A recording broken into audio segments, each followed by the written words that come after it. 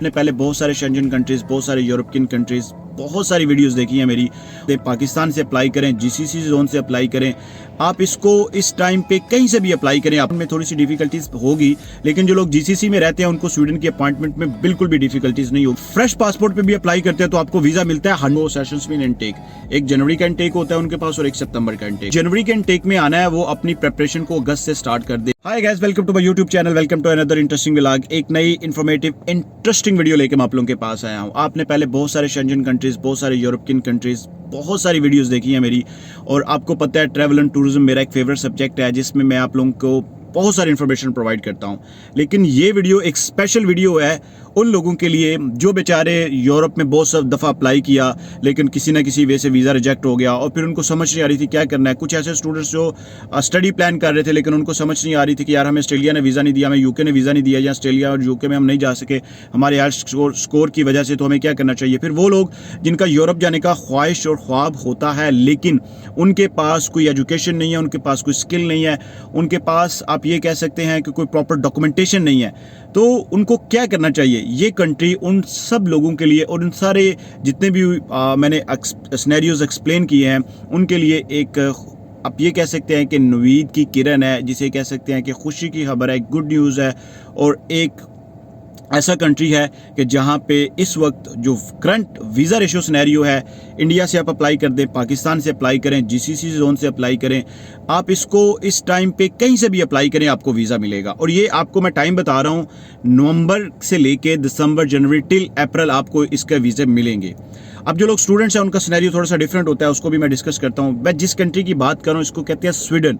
मैं स्वीडन की बात आप लोगों के साथ शेयर कर रहा हूँ। और ये एक ऐसा कंट्री है कि जो आप इकोनॉमी के पॉइंट ऑफ व्यू से देखें, रहने के पॉइंट ऑफ व्यू से देखें, बिजनेस पॉइंट ऑफ व्यू से देखें, अपॉर्चुनिटीज़ के पॉइंट ऑफ व्यू से देखें, अर्निंग के पॉइंट ऑफ व्यू से देखें, आपको स्वीडन के आप ये कह लें कि आप किसी भी पॉइंट ऑफ व्यू से आप देखते हैं, आपको स्वीडन की इकोनॉमी से लेकर, अपॉर्चुनिटी से लेकर, डॉक्यूमेंटेशन से लेकर, वीज़ा से लेकर, हर चीज़ में स्वीडन एक टॉप लीडिंग पे नज़र आता है। तो स्वीडन में आप लोग अगर अप्लाई करना चाहते हैं तो मैं आपको डॉक्यूमेंट्स बताऊंगा। आपने वो जो 3 से 4 मेजर डॉक्यूमेंट्स हैं, वो जिस क्राइटेरिया के अकॉर्डिंग आपने उनको प्रिपेयर करना है और उसको सबमिट करना है, ऑलमोस्ट शेंजन की तरह सेम ही होता है। लेकिन स्वीडन में एक चीज़ का खास ख्याल रखा जाता है, वो आप लोगों के साथ मैं शेयर करूंगा। इन सारे टॉपिक्स के और सब टॉपिक्स के ऊपर डिस्कशन करेंगे इस वीडियो में।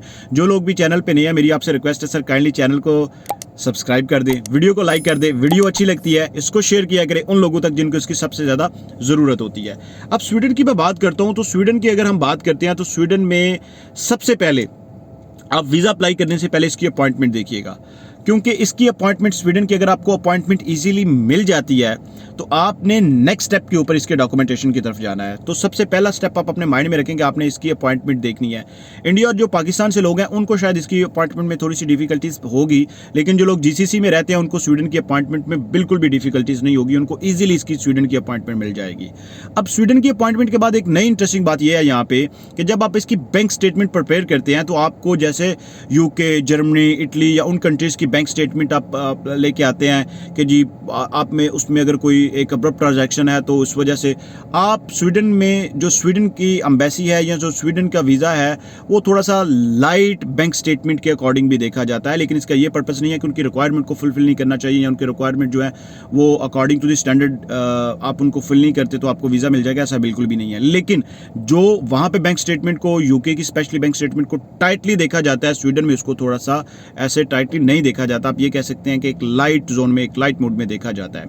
नंबर 2 के ऊपर आपके डॉक्यूमेंट्स में एक मेजर चीज़ आपको मैं बताने जा रहा हूं, वो है जी आपका cover letter. It does matter, अगर आप स्टूडेंट है तो वीज़ा अप्लाई कर रहे हैं या टूरिस्ट वीज़ा अप्लाई कर रहे हैं या फिर आप जिस भी कैटेगरी में वीज़ा अप्लाई कर रहे हैं, स्वीडन के लिए आपने कवर लेटर को बहुत प्रॉपर लिखना है, क्योंकि जो आपका कवर लेटर है वीज़ा ऑफिसर उसको प्रॉपरली इंटेंशंस के साथ पढ़ता है और प्रॉपरली आपकी जो भी आपने वहाँ पे लिस्टेड की होती हैं चीज़ें उसको प्रॉपरली देखता है कि ये किस पर्पज़ के वजह से ये बंदा वहाँ पे एंट्री करना चाह रहा है, जाना चाह रहा है। तीसरे नंबर के ऊपर जो स्वीडन की एम्बेसी है वो एक चीज़ को देखती है कि बाकी कंट्रीज में आप अप्लाई करते हैं, स्पेन में, जर्मनी में, बाकी यूरोपियन कंट्रीज में, तो आपकी ट्रैवल हिस्ट्री बहुत मॉनिटर की जाती है, आपकी ट्रैवल हिस्ट्री बहुत देखी जाती है। नो डाउट स्वीडन में भी देखी जाती है, लेकिन स्वीडन में अगर आप फ्रेश पासपोर्ट पे भी अप्लाई करते हैं तो आपको वीजा मिलता है 110%। मैं आप लोगों के साथ एक रिकॉर्डेड एग्जांपल शेयर कर सकता हूं कि जो कि ट्राई किया गया है, लेकिन ये वीजा ट्राई किया गया यूएई से, और यूएई से वीजा ट्राई किया गया, एक अच्छे प्रोफेशन के साथ, अच्छी सैलरी थी, एक अच्छा स्टेटस था, कोई भी वहां से इन्विटेशन लेटर नहीं है, कुछ भी नहीं है, डायरेक्टली वीजा अप्लाई किया और स्वीडन ने उनको वीजा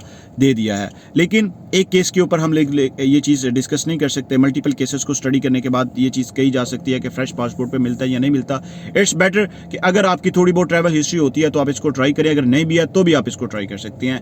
लेकिन स्वीडन की एम्बेसी आपको थोड़ा सा डिफरेंट पॉइंट ऑफ व्यू से देखती है रेदर देन कि अदर एम्बेसीज जैसे आपको जर्मनी में, शेंजन जोन में बाकी एम्बेसीज देखती हैं, थोड़ा सा टाइट और स्ट्रिक्टली इन्होंने एनवायरमेंट क्रिएट किया होता है। अब इसका बेस्ट टाइम क्या होता है स्वीडन की एम्बेसी को आप ये कह सकते हैं कि वीजा अप्लाई करने के लिए और स्वीडन की एम्बेसी को आप देखने के लिए? जो स्टूडेंट्स हैं जो जाना चाहते हैं वहां पे, उनके लिए साल में 2 सेशंस आते हैं, एक जनवरी में और एक इनटेक्स होते हैं, जिनको सेशंस में इनटेक, एक जनवरी का इनटेक होता है उनके पास और एक सितंबर का इनटेक होता है।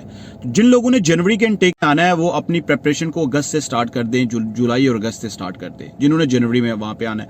और जिन लोगों ने आना है अपने सितंबर के इनटेक में, वो अपनी प्रेपरेशन को जनवरी और फरवरी में स्टार्ट कर दें, और जनवरी और फरवरी में वो अपनी प्रेपरेशन को स्टार्ट कर दें। जो लोग स्टूडेंट्स अप्लाई करना चाहते हैं उनके लिए इतना इजी कंट्री है कि आपने जस्ट यूनिवर्सिटी की वेबसाइट पे जाके यूनिवर्सिटी चूज करके अपना पोर्टल ओपन करके आपने एडमिशन के लिए अप्लाई करना है। Even though with 5 and 5.5 band people get the admission in the Sweden, उनको भी एडमिशन मिला है वहां पे। 5 आप कह सकते हैं 5.5 के ऊपर भी आयर्स का स्कोर मैं बता रहा हूँ, लाइक एक बिल्कुल ही नॉर्मल सा स्कोर है, इसके ऊपर भी उन लोगों को मिला है। अब जो टूरिस्ट वीजा के पॉइंट ऑफ व्यू से वहां पे अप्लाई करना चाहते हैं उनके लिए जो बेस्ट टाइम होता है वो नवंबर दिसंबर न्यू ईयर के ऊपर आता है, या फिर जनवरी फरवरी मार्च एंड अप्रैल के बिटवीन में आता है, क्योंकि इस बिटवीन में जो स्वीडन की कंट्री है उसके पास वीजा देने के कोटे होते हैं, पर्टिकुलरली एशियन जोन में।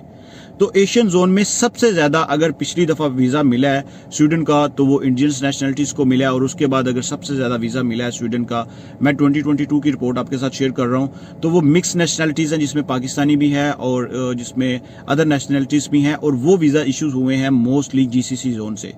तो आप लोग इसको जरूर ट्राई करें, जरूर अप्लाई करें।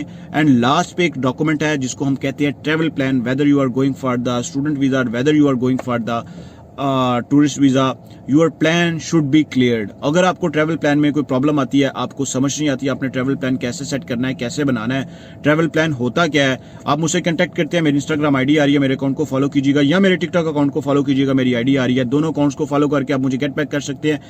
Then I will be get back to you positive and proper response as soon as possible. तो मिलते हैं एक नए इंटरेस्टिंग व्लॉग में, तब तक के लिए स्टे ब्लेस्ड, अपना ख्याल रखिएगा। न्यू ईयर एंजॉय करना चाहते हैं, क्रिसमस पे जाके यूरोप का ट्रिप करना चाहते हैं तो स्वीडन को जरूर ट्राई कीजिएगा। Stay blessed.